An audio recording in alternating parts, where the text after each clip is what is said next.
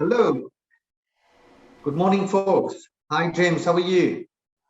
Hi there, good to be back. Lovely to be virtually back in Mauritius, even though I can't be physically there at the moment, and great to be on the next of these tech talks. Excellent. Thank you for joining. Thank you for joining, folks. There are still some participants who are still joining the session right now.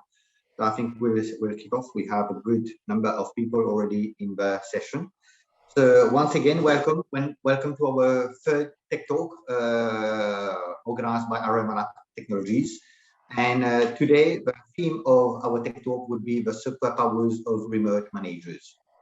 For the past one and a half year now, we have all witnessed the major impact that the global pandemic has caused into our lives, especially the workplace, okay, where we have seen a lot of changes. We have had to adapt ourselves to change our way we collaborate with our internal colleagues, clients, or external partners of clients as well, okay?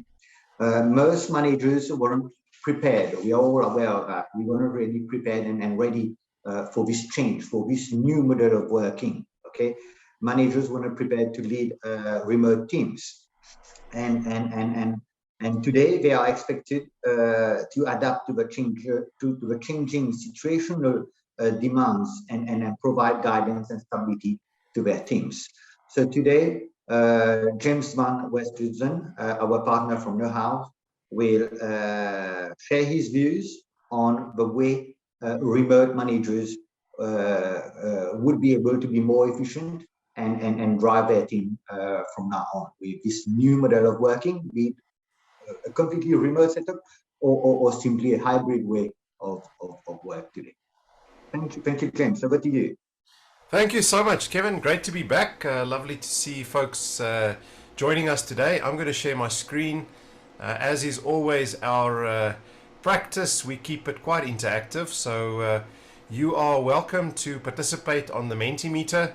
So I will go to the code. You can just point your camera at the screen of your smartphone and you should be able to get to the Mentimeter code. Otherwise, just go to www.menti.com and the code is 97119740.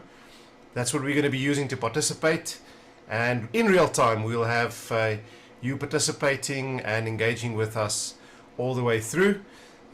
Gives you an opportunity to participate actively in the session and not just be a passive participant. But outside of that, folks, we also have the Q&A. You have the chat space. So let's keep it as interactive as possible. We don't have a massive group of people on the call today. It's actually quite nice. It means we can keep it quite interactive. And I'd like to share with you some of our insights in terms of this transition to remote management. Can you believe that it's almost a year and a half since all of this hit us? I think we thought that we would be way outside of the grasp of this global pandemic, but I think that the change is probably permanent. So I'd like to share with you today a couple of thoughts, a couple of insights in terms of what we've seen, and we've made it quite lighthearted. We've spoken about it as superpowers, and you'll see why. Because I think one of the big challenges we have is that leaders have been equipped and have been groomed and have gotten used to managing people in a physical office space. And a whole new set of skills are required from that perspective. So let's get going. And first of all, just check in. I'd love to always check in and find out how people are. Give me a one word how you are today. I can tell you here in Johannesburg today, it is cold. I would far rather be in Mauritius today. And normally this time of the year would be when I would be spending time in Mauritius. So it's kind of sad to not be able to be there with you physically. But this is a good second option. So in the chat, or just use the Mentimeter, tell me how you're doing today. How are you coping in these difficult circumstances?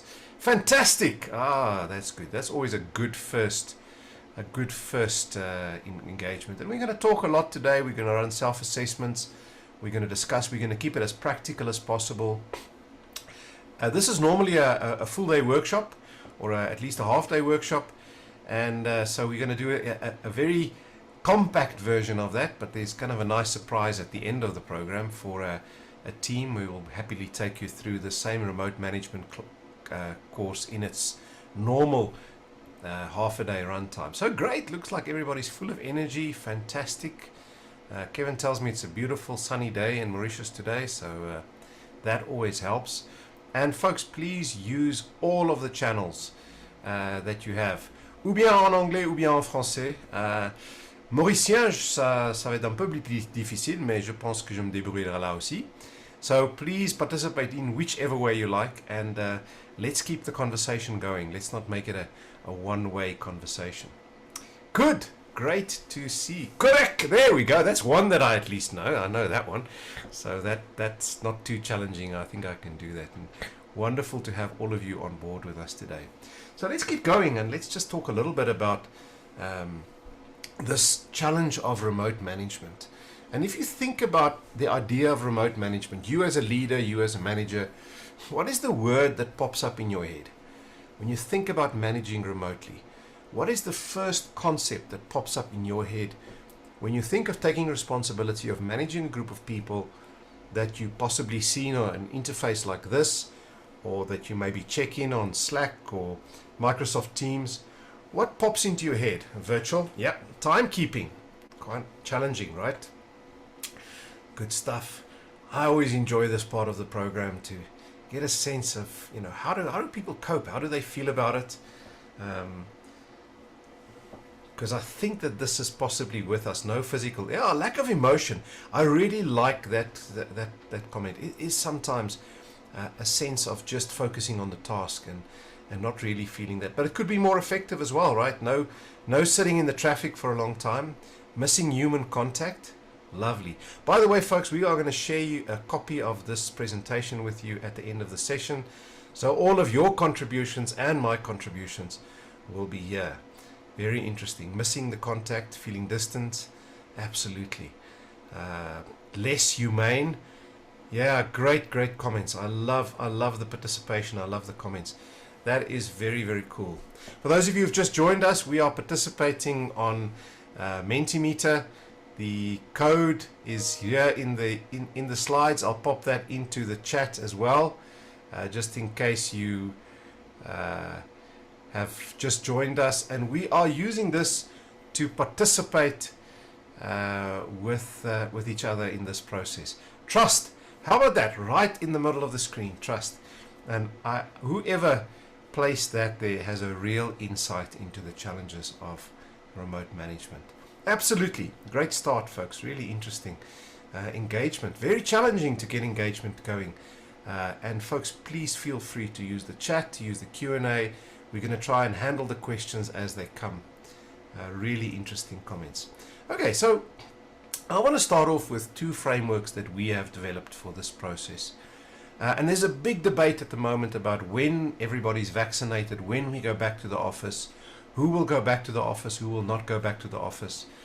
I have seen some really bad ideas about who should go back to the office. And we've developed a little model that says the role that the office plays in your life is not defined by your level, your performance scores, by your tenure in the organization. It has to do with your contribution to the organization. And that's really, really important. There are people who should never have been in the office, and there are people who really need to go back to the office, but an office in a very different way. So we're going to talk a little bit about that and get a feel in this group for where you are and where most of your people in your company are. And then based on that first assessment, and incidentally there are two articles which I will share with you later in the session that I've written about this, we'll look at what are the new skills, the new capabilities that we need to manage in this remote era. So the first thing that is really important is that our contributions to the organization is fundamentally different. We have those people who are leaders of people, and they will always struggle with not being able to maintain contact. You actually put some really good reasons for that in the chat. That lack of engagement, that lack of human contact. And we see a lot of people going back to the office at the moment, actually saying the office is something completely different. It's almost like a corporate theme park. It's just a place to invite people, to talk to people, to engage with people. There's another group of people who are our collaborators, and those are people who work together as a group of people in teams. And they've been incredibly effective actually using things like Slack and Microsoft Teams and virtual collaboration platforms. And they've actually found ways to collaborate very effectively. Yeah, Eman, I see your comment there. It's really interesting. Remote desktop using a screen sharing on Teams. And we're going to talk about that a little bit later, but I think your focus on culture change is super, super interesting. So just park that question for a little bit when we get to the superpowers, because that's what we're all about. Then we have those people who really are the front line of the organization. Those folks that we depend on to serve customers. And to some extent for them, it is really, really tough to actually work in a situation where they don't have direct customer contact. So those are people who potentially have to still be at the front line, but have found different ways of engaging. And then there's a group of people, I call them the artisans. Those are those people who are able to work alone with numbers, with spreadsheets, with figures, and they probably should never have been in the office. So one of the first things to do, I believe, is to really get a sense of where do you fit in and where does the bulk of your people fit in. Are you most in the space of face-to-face real time, which will mean like you're a frontliner or a leader of people? Are you more technologically supported in terms of, do you work with machines and can you work through platforms? And then do you work more with tools or clients, or do you work more with team members in the organization? And we can see that those folks who are leaders of people and frontliners, that direct human contact is one of the big challenges, and they will probably be the first to start moving back to the organization. Artisans, probably 1 or 2 days a week at max. They really thrive. I mean, anybody who's got a closed door office, there's really no need for someone to sit in traffic for an hour and a half and then get to the office and just do what they always would have done, staring at a computer. And collaborators have found really good ways of working together. And I want to ask you quickly, where do you see your role? And we're going to do that on Mentimeter. Where do you fit in? And I want to ask you to just tell me where your contribution is. What is your tribe of the organization? Let's have a quick little vote. Where do you typically get your, where do you operate? Do you work more in a real-time face-to-face environment? Do you work more in a technology environment? Do you work with tools or face outside the organization? Or is your core focus really to work with colleagues? So just give us that sense. I'd love to see, and this is a really good exercise when you analyze whether people should be going back to the office or not. Because folks who are working with more with tools, who are able to work with virtual platforms, really the urgency should not be there. Another thing that's important when you do this type of assessment with your team is how broad is that spread? Because the broader the spread, the harder it will be for you to have a coherent policy focusing on remote management. Now, Eman, your job, I would imagine, is largely face-to-face real time, but you've been able to find a way of doing that with technology. But you still possibly miss some of that interaction. And also, of course, it depends on whether users are willing and able and actually have the skills and the ability to engage. So this is a really interesting profile, and you can see with one of my clients, I see that profile where we have a broad spread of people across all kinds of different areas, and that makes it very hard to have a coherent policy. My tip in terms of this is use this tribe focused approach. So use this approach and say, let's decide on a work from home or a back to the office policy on the basis of the contribution, not on the basis. I mean, some of the worst ideas I've heard is all the low performers come back to the office. The high performers can stay at work at home. Stay away from that kind of model and really look at what is people's contributions. Really interesting. If we look at the distribution, you could see that it would be very challenging to put a one-size-fits-all work from home policy together. I want to just say something quickly about two types of collaboration. I'm going to be really quick about it. It's really important to understand the difference between asynchronous collaboration, which is really around working on your own, deep work, that ability to really focus on a document, and where the handovers are mostly written. That is very different because you want to really minimize the cycles. You want to allow people to do as much work as they can before the next check-in. On the other hand, synchronous collaboration is like what we're doing now, right? It's give and take right there in the moment. And some people are better with one approach than another approach. And that's another really important analysis to do. Which of your people need to work in an uninterrupted, deep work kind of a way?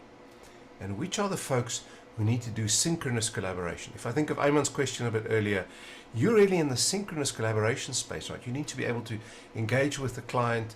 The client must tell you what's going on, and you will be pushed towards either back to a normal face-to-face interaction or finding, as you've done, some really cool tools. Now, I'd like to quickly check this group, because I assume that you're here because you're managing a remote team, and I'd love for you to tell me, where are you most comfortable?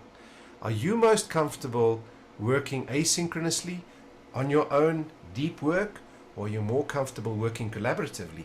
But then the important question, what does your role ask of you? Now, this is another really important assessment. If your role and your default work style are very much synced and in sync with each other, you are going to find your workspace really comfortable, fitting you like a really well-tailored suit.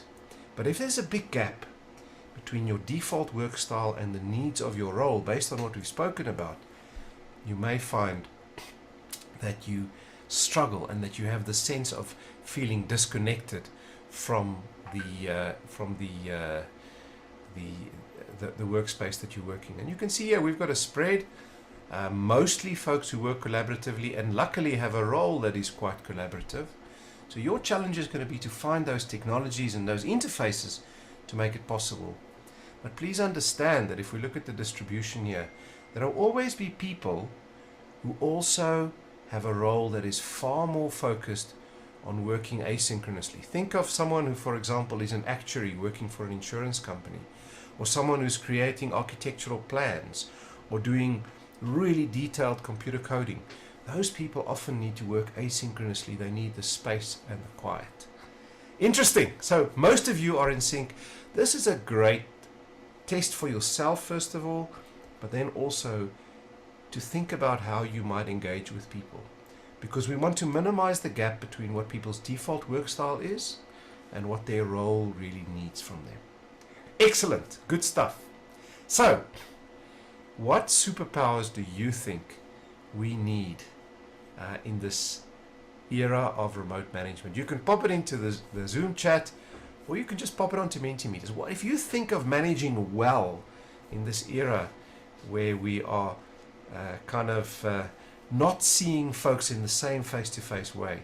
What would you say if you had to do this presentation today and you had to think off the top of your head a couple of superpowers that you think we should develop? What would those be? Give it a shot. What do you think? Let's get some. Okay, yeah, managing time. What a great insight. Absolutely. Managing time, big challenge, because we need to coordinate more, we need to focus, we need to check in more. Multitasking, absolutely. I bet a lot of you at the moment have got all kinds of pings going off and other windows open. And the challenge with multitasking is that we all know that it reduces our IQ by 20 to 30%. Screen time, yeah, I think this is one of the big challenges. I sign up for so many webinars that happen in the US in the evening. Kevin, I don't know if you have that situation as well. I see this amazing webinar, I sign up for it, but by the time this thing rolls around at 6 or 7 o'clock at night, I'm so tired from screen time, I can't do it anymore, right? Empathy, I love that. What a great comment. I think this is the new tendency, actually.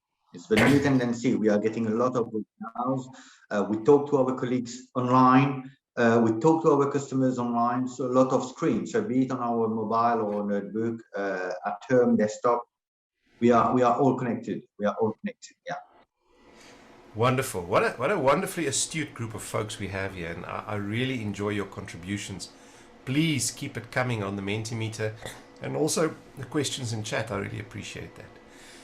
Zoom fatigue. Yeah, Iman, I agree with you 100%. We get to a point where somebody once said to me, my way of rewarding myself from being on the medium screen all day is to look at the big screen while I'm also surfing Facebook on the small screen, right? That's my day. And I think we need to be really careful about that. And a part of it is going to be to focus on that. So I want to quickly run through some of the superpowers that we see always available. What a challenge that. Somebody once said to me, it's not so much that I'm working from home, it's that I'm living at work, right? I'm sure you have that experience as well from time to time. So what we did is to kind of get our head around the skill sets that we want. We've developed a program, and we're going to share some of those thoughts with you. This is really just a taster. We're going to go through it quite quickly. But it's an opportunity for you to assess yourself a little bit against what we believe are the superpowers of remote managers. So the first one I want to talk about is the time zone tracker. And a lot of you spoke about time. Now this has to do with two things. First of all of a sudden, Mauritius is no longer an island, right? You have access to people from all over the world. I'm in South Africa. We might have people from all over the world logging into this call, and you've got access to worldwide talent. But the challenge with that is that you need to manage time zones. But when I talk about time zones, I also talk about the personal time zones of your team members, right? When are people most energetic? Who are the night owls? Who are the people who have heavy family responsibilities? Who are the people who are tired and distracted at a certain time? And one of the first things we want to do when we are a time zone tracker is we manage time strategically. I want you to think about those elements quickly. Do you actually make sure that your deliverables and your deadlines fit in not only to geographic time zones, but time zones of your team? So if people are homeschooling, they've got the kids at home, they're looking after elderly parents, and you have a massive deadline in that time. How do you play around that? And just do a little self-rating. I'd love to see whether you're a 0 or a hero on each one of those. Do you know when family time is for your employees and your collaborators?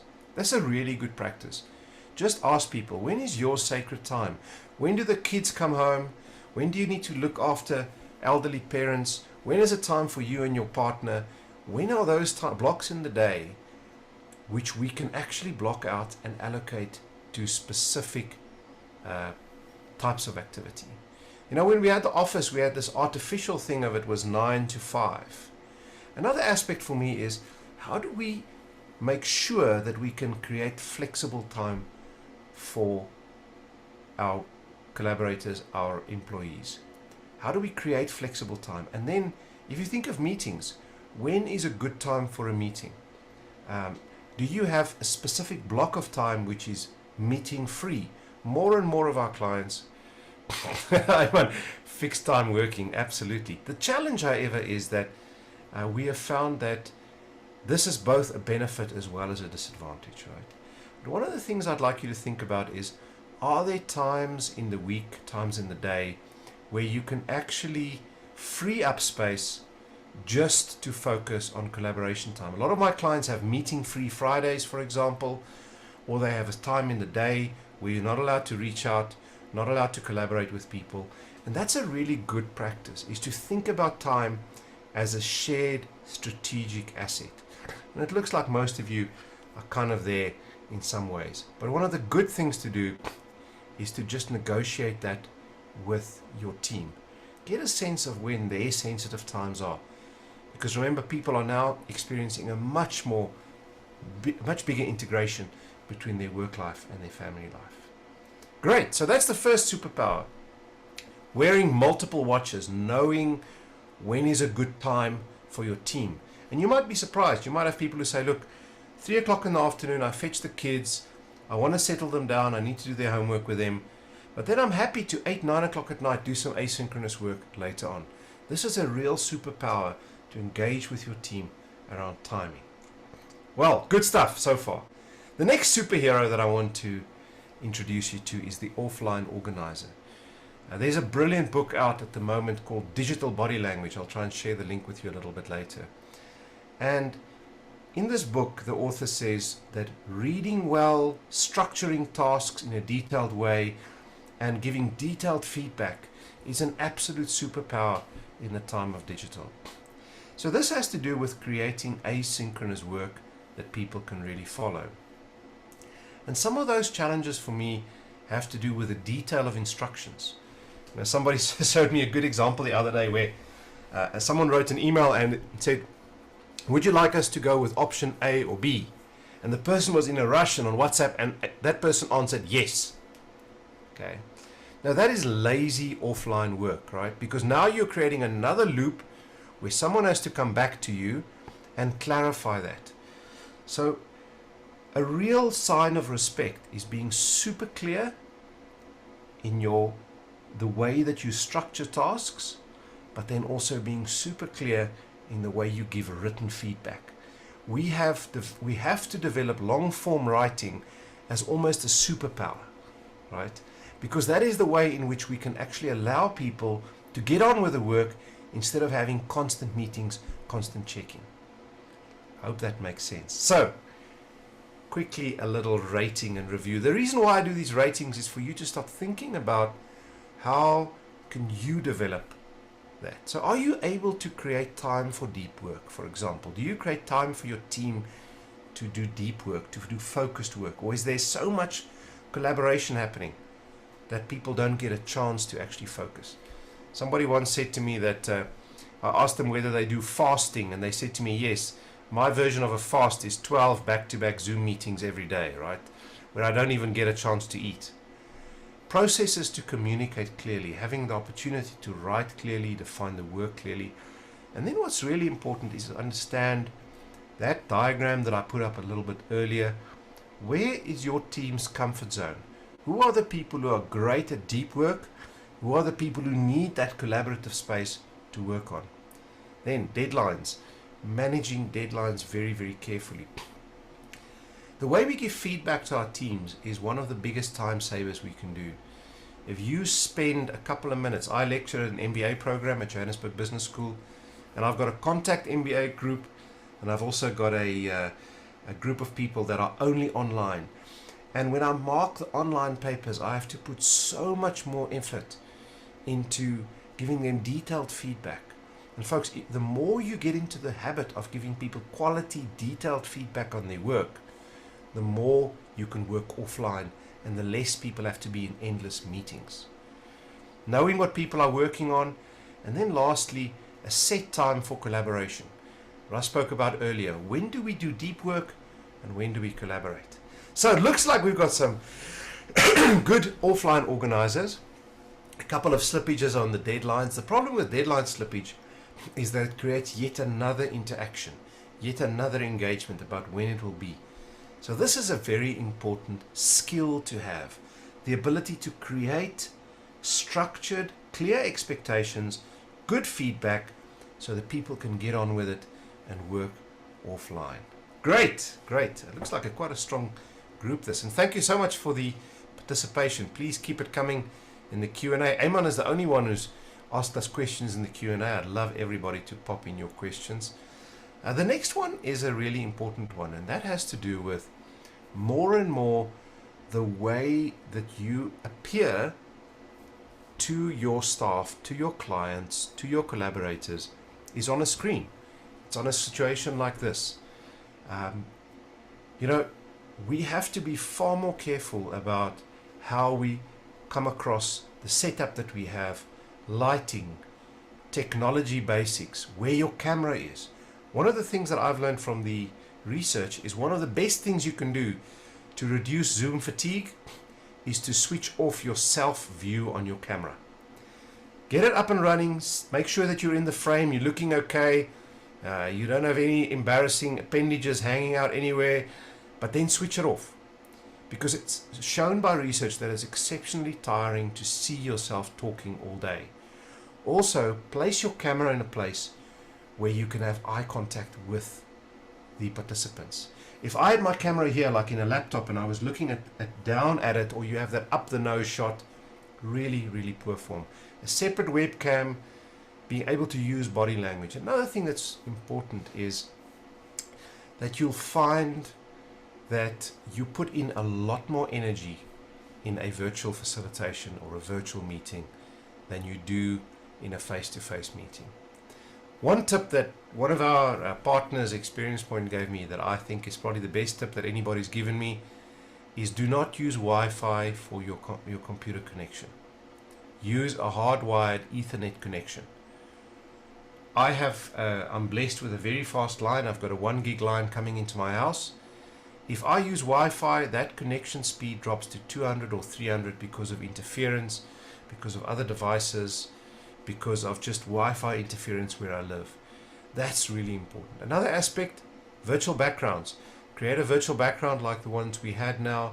There are some cool platforms for that. There's one called MMHMM, where you can do very creative virtual backgrounds. And then try to use something like a simple green screen. I've got a chairback green screen, which creates a much crisper view of yourself. You come across a lot better. And then lighting. Lighting is exceptionally important. Another aspect is dress for the meetings. It's so... I had a meeting the other day with one of the faculties, the faculty at my business school, and it was quite a cold day in Joburg, and she said to me, just please excuse me, I'm wearing a gown over my clothes, right? And I thought, that's really not a good way of showing respect, a good way of actually showing that you care about the meeting.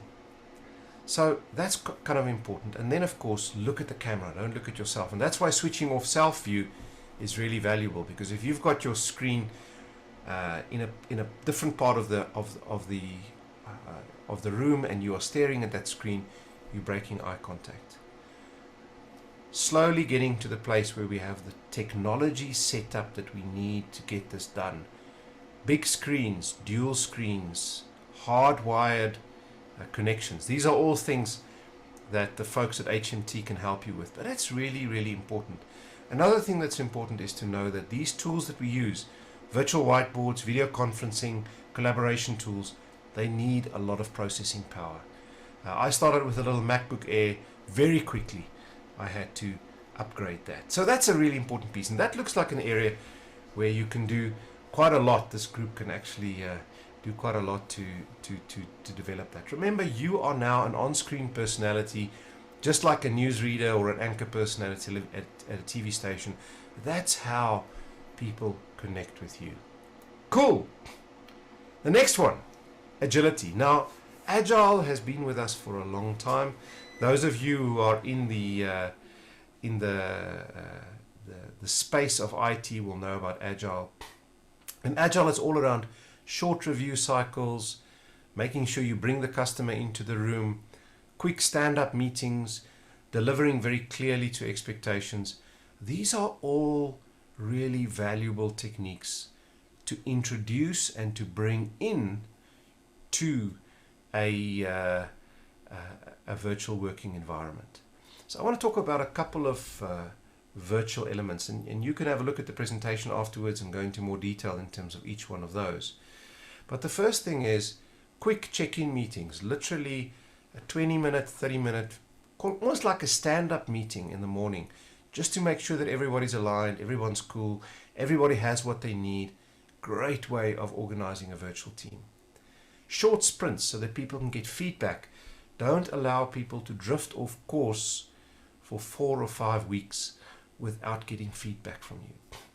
Virtual co-location. Eamon, that's what you were talking about at the top, right? Is you can now actually create collaborative spaces by virtually co-locating people, bringing them together in a room and getting them to work together while they are physically separated. Frequent retrospective reviews and sharing the learnings and the knowledge between teams.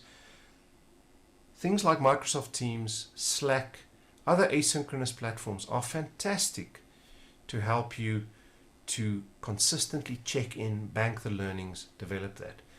I found in my work that agility and agile as a concept is a really valuable approach that you can use to be a better remote manager. So if you've not explored the world of agile as compared to waterfall, if you remember, waterfall is this idea of defining everything up front and then allowing people to run on a big long project cycle.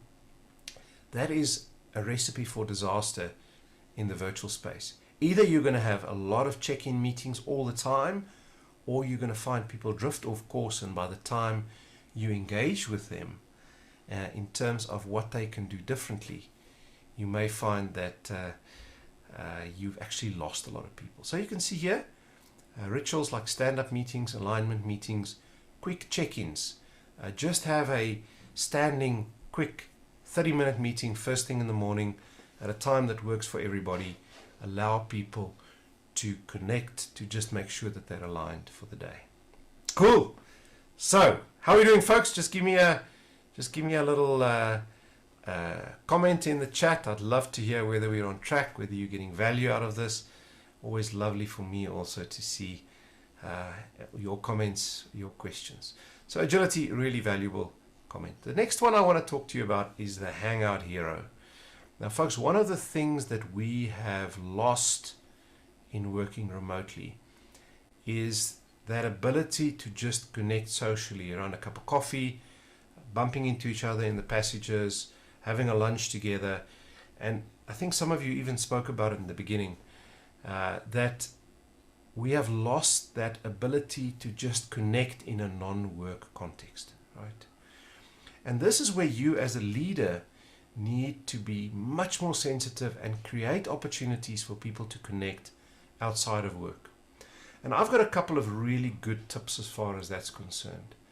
A couple of things. First of all, unstructured time. If you want to do a meeting from 9 to 10, start the meeting informally at 8:30 and be willing to hang around after the meeting. One of the things that stops us from actually getting a sense of how our teams are really doing is that we have back-to-back meetings. So we have to jump off the call onto the next call. You know, with my students, with my clients, I sometimes say, look, we've wrapped up the business for the day. Why don't we, I'm just going to hang around. If people have stuff to do, they can move on. But hey, let's just connect. If it's anybody who wants to chat about something, just let me know. Checking in. In the beginning, it feels a bit weird. Everybody's in the meeting like I did in this meeting. Just checking in, getting people to say, how are they doing? How are people doing? Using an anonymous tool such as Mentimeter is a great way, because people can really pop something in there like, tired, I feel burnt out, I feel stressed. Just make sure that you sometimes create opportunities for people to talk about something other than work. I always start my online sessions with my students just talking about football, talking about who lost this weekend in the FA Cup, and ragging people off and having some jokes. Just creating an opportunity for people to have some fun virtually as well. I think one of the biggest challenges we've had is we've gone to this all work, no play model. And the challenge with that is that we have lost contact with what causes burnout. One good question to ask people in terms of burnout is your level of drive or your level of energy highest at the moment? Let me say that again. Is your level of drive or your level of energy the highest? If your level of drive is higher than your level of energy, then you are forcing yourself to perform, and you are on a slow journey towards burnout. Ideally, those two things should be connected to each other, drive and your level of energy. Otherwise, you're going to start getting burnout. People get stressed, people disconnect. There's a lot of fear at the moment. The economy is not doing well. People feel sometimes just thankful to have a job.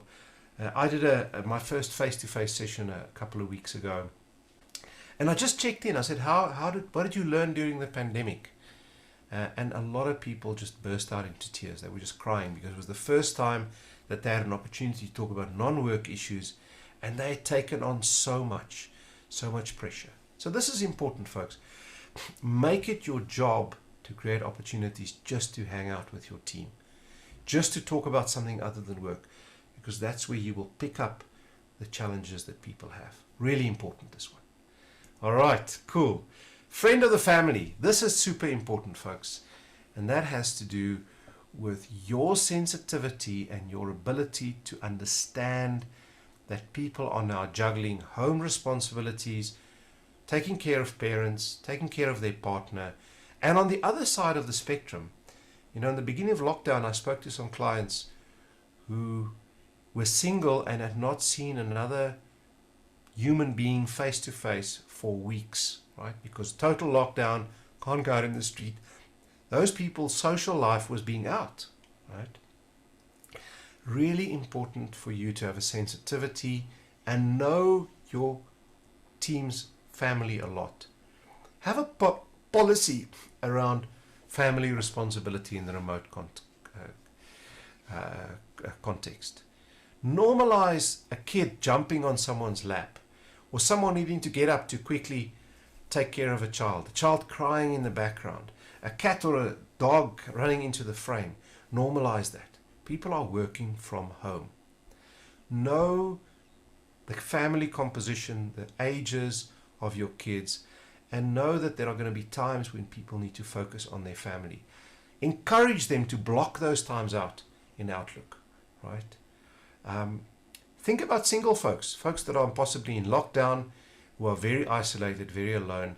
And one of the scary things that we've seen during lockdown, and this is a global phenomenon, is a big increase in domestic violence, right? Have the sensitivity about that. The colleague who never switches his or her camera on, the colleague who's more and more withdrawn, the colleague who never wants to show his or her face, the colleague who is kind of scared or paranoid when he or she is on camera. There's a lot of domestic violence happening at the moment in lockdown. Have conversations about, are people okay? What's happening? And then take an active interest in people's hobbies, their family successes, their goals. These are all ways in which we can make it easier for people to actually manage this balance between work and life. It's really hard if you don't leave home to go somewhere else to work. It's a really big challenge. Good. Seeing some interesting learnings. And I'll share this presentation with you afterwards, as well as the 2 articles I've written about this on LinkedIn. And please use this as a basis to develop your skills and your superpowers as a remote manager. This is really important. We don't have much time for a detailed discussion about whiteboards, but one of the real kind of emerging trends in this remote space that we've had is the use of virtual whiteboards. Miro, Deskel, Mural, there's even a whiteboard built into Microsoft Teams, which is almost like an infinite whiteboard where people can actually put stuff up, they can comment, they can put sticky notes. I use it a lot. And let me tell you why I like whiteboards so much. Is it actually saves an enormous amount of time. If you can get people to post what they want, whether it be a PowerPoint presentation or a set of sticky notes, you can put a whole process flow on a whiteboard and allow people to pop in and work on those whiteboards asynchronously. The big power of a whiteboard is that it reduces the amount of time that you need to spend in meetings. If there's one thing that people say to me is, I am absolutely tired of meetings. If you could have a shared whiteboard space where I can pop in, I could leave a note for Kevin, I could leave some comments, I can put some sticky notes. That is a fantastic way of structuring the task, that offline organizer piece, but also of creating more opportunities for people to be creative, to do deep work, but also at the same time get them to collaborate without having to meet all the time. There's a lot of great resources. I'm personally a big fan of Miro, but Mural is also a very good tool. There's another tool called Deskel. And what is powerful about these things is they've got very, very good templates built in. Retrospective templates, templates for project management, templates for doing a brainstorming session, templates for icebreakers. Using whiteboards is a fantastic way of reducing the load of meetings and giving your people a workspace where they can collaborate as if they're in the same office without actually having to be there. And that seems to be one area where maybe, Kevin, we should do a whiteboard class. It looks like an area where there's a lot of need. Yeah, I do think so. And what's lovely with whiteboard is that it makes sessions be more interactive. It's like you're in the same presentation room, you know. So it can be more explicit as well. It breaks this, you know, monotony around the visual Teams meeting or Zoom meetings. Yeah, absolutely. So this is a space to explore. Have a look at Miro, look at Mural. You can look at Deskel. You can look at the built-in whiteboards in Microsoft Teams.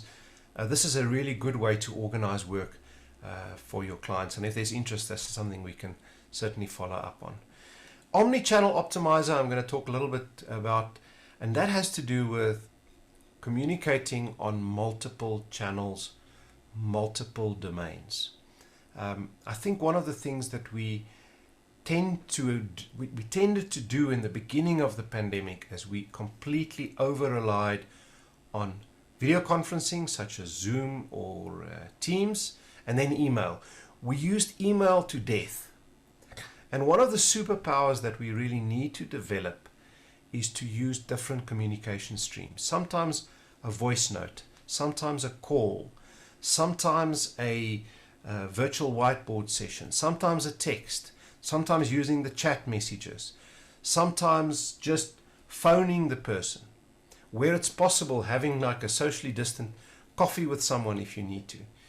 One thing that's really important about choosing the channel is match the emotional content to the channel you use. Don't ever do something that is emotionally charged, difficult, using text. You know, if you want to do it asynchronously, you want to say to someone, well done, great job, job well done, leave a voice note or call that person. That's when you get a little bit of that kind of emotional content. Remember, we are always communicating the relationship. Do I like you? Do I respect you? Do I care about you? At the same time, we are communicating the message. What is happening?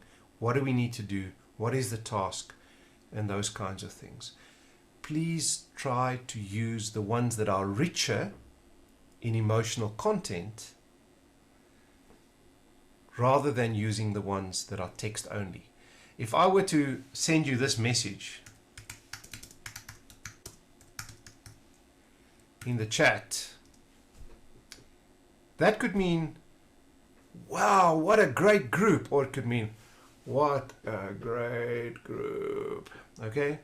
We don't have any of the additional information that we need to understand how to relate to each other.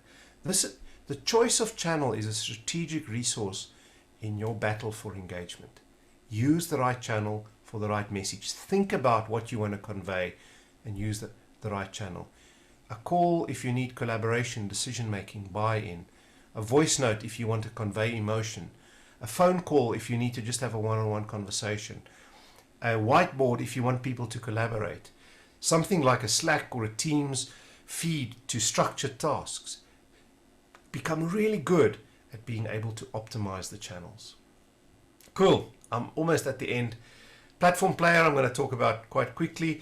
This is really linked to the previous one. Using the right tool for the right the right engagement process. Writing is a really important skill. I'm going to jump through this one because I want to get to two of the last ones. This one for me is super important, and that has to do with inclusion. One of the things that we have seen is in the era of digital, it is really difficult to make everybody feel included, to get the best out of everybody. I don't know if you know the difference between diversity and inclusion. So diversity is kind of being allowed to go to the party. Inclusion is being invited to dance, right? Let's make sure that we are sensitive to the way in which these aspects play out in the virtual space. Sometimes if people are introverted, you need to call them in. You need to get them to participate in chat. You need to send them a personal message. It's very tough for introverts to get off mute and actually present themselves.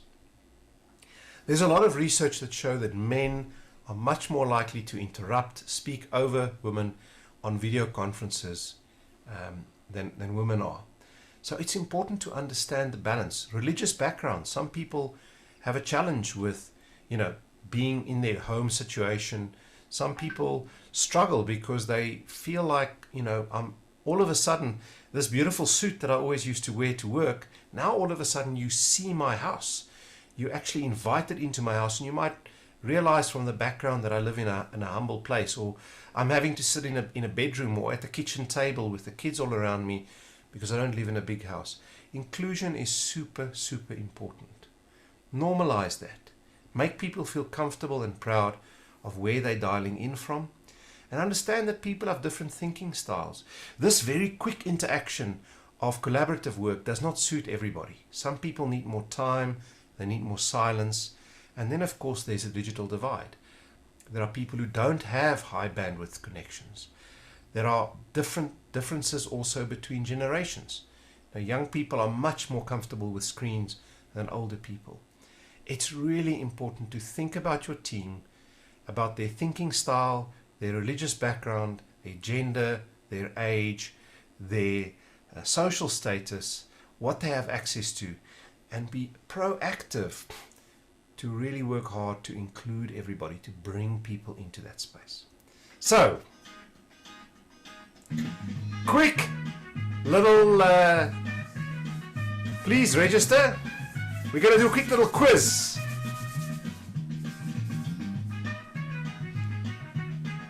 Let's see who has been sharp in looking.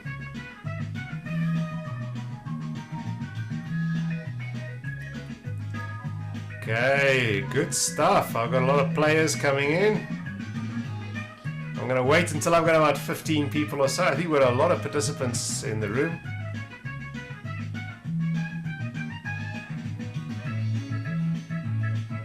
All right, so let's see who was sharp.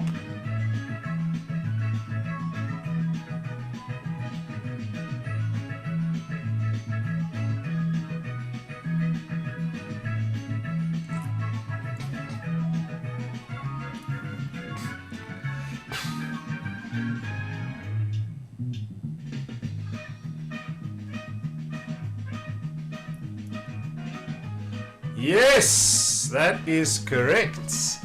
So obviously someone has been very observant, absolutely. If you looked at the superpowers, you realize there's only one woman, and it just shows you how easily we can just forget about creating a balanced view.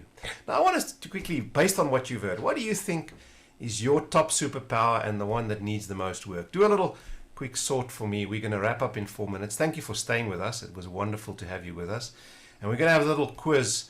And I promise to run the longer version of this training with your team to whoever wins the quiz. No HMT people are allowed to participate. We're going to do that as a final quiz. While we wait for the quiz to come through, please type your questions or comments into Q&A or chat. Give us your feedback, give us your views, maybe things you found insightful or something that you would change because of this. Maybe something that we omitted that we didn't think about. Would love to get your views. Platform players, that's fantastic. And time zone trackers, they're doing well. Okay, so the areas of development are the whiteboards, absolutely, working offline, and those are core skills to lighten the load on your people. Screen star, making sure that you come across well on screen. Very cool. Okay, so choosing channels, time zones, agile. Lots of people with a good understanding of agile. Fantastic. We've got about 3 minutes left. So wonderful. And thank you so much for the active participation. It's a lot more fun for me when people chime in and chat. We will share this presentation as well as the links to the 2 articles that I referred to after the session as well. Good stuff. So that's good feedback for you as a group. One quick little piece of feedback. Please give us some feedback. How did you enjoy the session? Did you like it?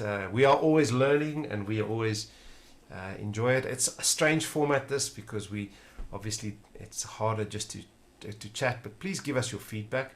How did you enjoy the session? Did you find value in it? And if you have any questions, I'll also hang around a little bit after the session. If anybody has a specific question, most welcome to pop that into chat. So wonderful. Some good feedback. Fantastic. I'm glad you had fun. That's really valuable and really important. We have to make these virtual engagements fun. We've got to make it fun for people. And so lovely to see folks staying right up till the end. I really appreciate it.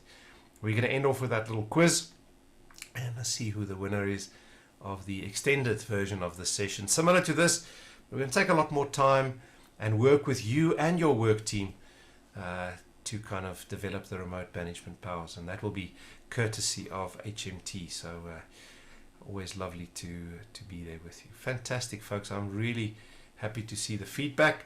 Okay, with time running out, let us go to the quiz and let us see. There is only one correct answer, and the first correct answer, you and your team will be the winner. No HMT people are allowed to vote. Register.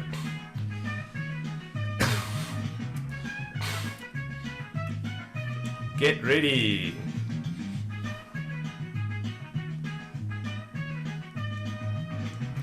$11 people registered.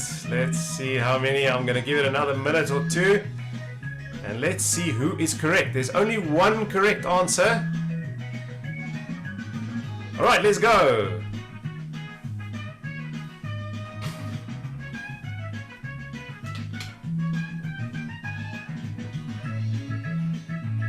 "20 seconds to get your answer in." This is an actual study, right? How do you like my funky music? Okay, let's see. More votes. 3 seconds left.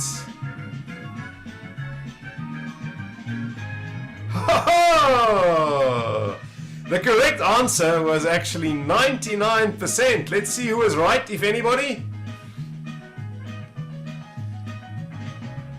Okay, so Vimal, you are the winner. Congratulations, you were quickest to the draw. Fantastic. Please make sure that we get your details in the chat. I have really enjoyed the session with you.